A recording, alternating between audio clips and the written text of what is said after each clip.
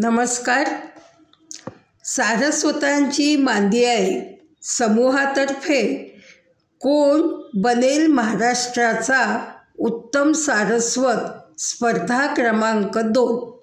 या स्पर्धेमध्ये मी वैशाली अविनाश वर्तक अहमदाबाद गुजरातमधून माझी स्वरचित कविता पाठवत आहे. कवितेचं शीर्षक आहे देऊळ. बालपणी जे मंदिर पाहिलं होतं, जे देऊळ पाहिलं होतं ते कसं होतं आणि आत्ता त्याच गावी जाऊन त्या देवळाला भेट दिली असता त्याचं देवालय झाले ते बदललेलं रूप पाहून मला मनी उचंबळलेल्या माझ्या भावना मी या कवितेमध्ये दाखवण्याचा, वर्णन करण्याचा प्रयत्न केला आहे. ऐका तर कविता देऊळ. बालपणीच्या आठवांचे देऊळ होते विठुरायाचे. बालपणीच्या आठवांचे देऊळ होते विठुरायाचे. शीतल सरितेच्या तीरावरचे जणू मांगल्याची प्रतिमा भासे. देऊळाच्या सभोवताली आम्रतरू अन वनराई. सारवलेल्या अंगणातुनी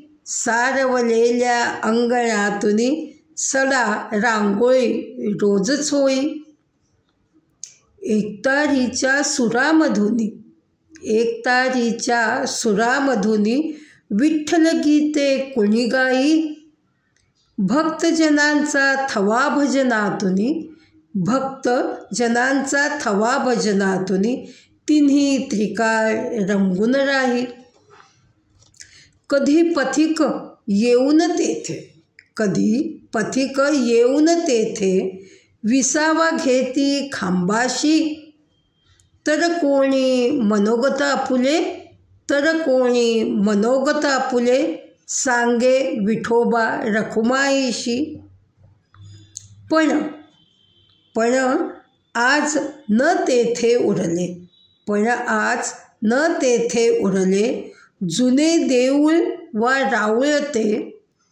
कुणाधनिकाने रूप तयाचे पालटविले देवालयाते. जुने खांब जाऊन तेथे रत्नजडित खांब आले. मिणमिणते जाऊन काजवे लखलखीत दीपमाळा चमके. नक्षीदार गोपूर तयाचे कळस अन वरध्वजा शोभे. देवालयाची शान पाहुनी मन माझे क्षणभर हर्षित झाले. पण एकच खंत मनात वाटे. शीतल सरितेच्या तीरावरचे